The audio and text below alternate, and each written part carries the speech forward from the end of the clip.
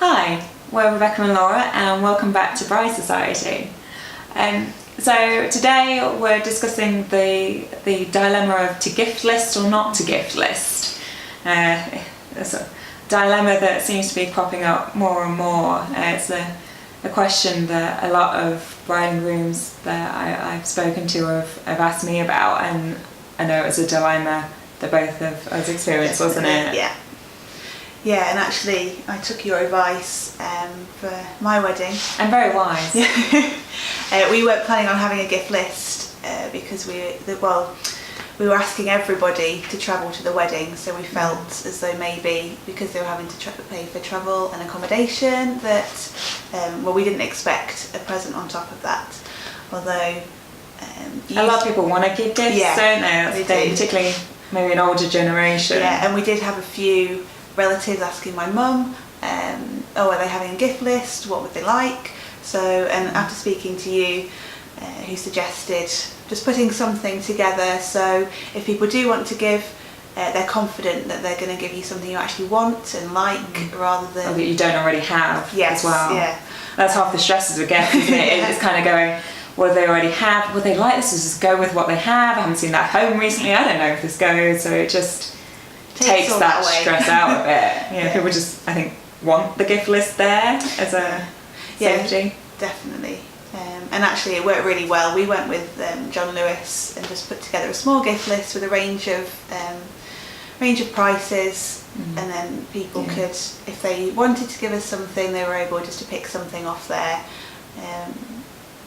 And there's no expectations then, is there? So like, there's a low price, high price. Yeah. And it's like what I think part of the advice I was giving you, wasn't it, is that you don't necessarily have to advertise that you have a gift list. Yeah. That's the thing. So you don't have to send it out in your invitation and that kind of thing if you want it to be kind of a more kind of casual thing so people don't feel obliged. Yeah. Is that maybe just let your parents know or key people, so that if someone is really keen, they're going to be the people asking, do you have a gift list? So then those key people can go, well, actually they're registered here if that's something you want to do. So. And we went with the more traditional gift list with things for our Did you get to go around with a zapper? We did, that was great fun. So you don't want to miss out on that. Like, who wants to miss out on that? Zapper. And it's been a revelation since the wedding that IKEA now do a gift list. So if you're setting up a home together and starting out wanting furniture, you can go to IKEA. I mean, everybody loves IKEA. And other ones, Debenhams and John Lewis are the kind of probably really popular ones. There's online. And actually those ones as well quite often do like a discount on the leftover stuff, don't they? So like a 10% off whatever's not bought on your list. So even if things you want to make sure. Yeah. So if people don't get you something that you really want, I mean, you might as well treat yourself after the wedding. But IKEA, like obviously Amazon, you could do a wish list, things like not on the high street, so you get more personalised, trendy things, like great wish list on there that people can have a look at.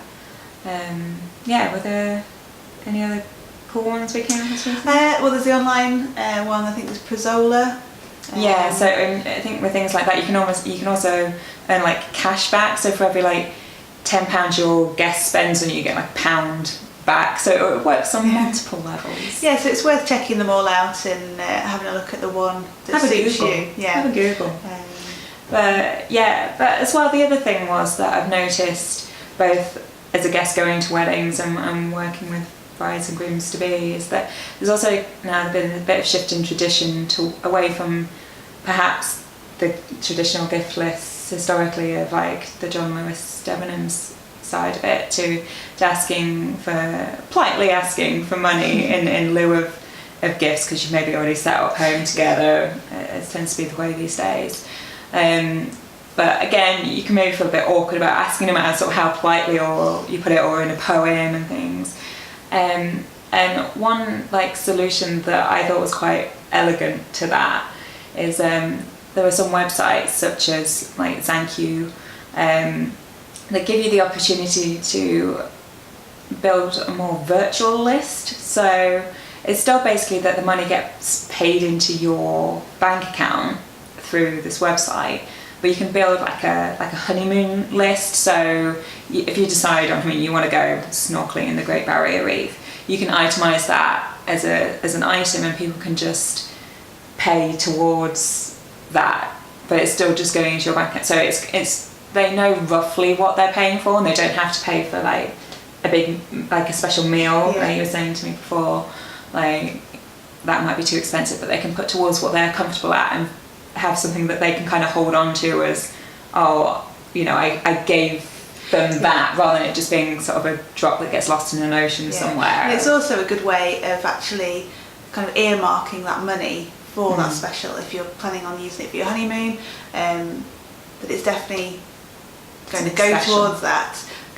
Rather than if you just got lots of cash, then it just gets swept away with all other household expenses. And yeah, you're like, you can't write your thank you letter and go, thank you, I bought some flora from the supermarket. yeah. You've got it kind of, that's what I'm going to do with that money. Kind of almost a commitment to have some amazing experiences on honeymoon. Yeah. And as well, I know I was saying before about alternatives, you can also, you know, maybe set up a list for charity, ask people to give to a charity in your name, and I think you can do that through Thank You as well, and I'm sure there's plenty of others out there that you can do that through. So if you've got a particular charity close to your heart, that's a really nice way of... Yeah, maybe if you've lost someone close to your family member that you wish was there on your big day, and maybe it's their condition or something, like there's lots of ways, that's a nice way of making it personal too.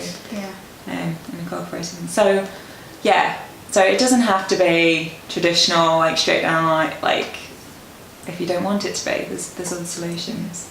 So we hope that's helped, and if you want some more ideas about maybe what to put on your gift list, or if you're going to a wedding and the couple haven't set up a gift list, just struggling for exactly, we're going to have we're going to do, it'll be a blog post for you, and hopefully a Pinterest board with some of those lots of ideas on there.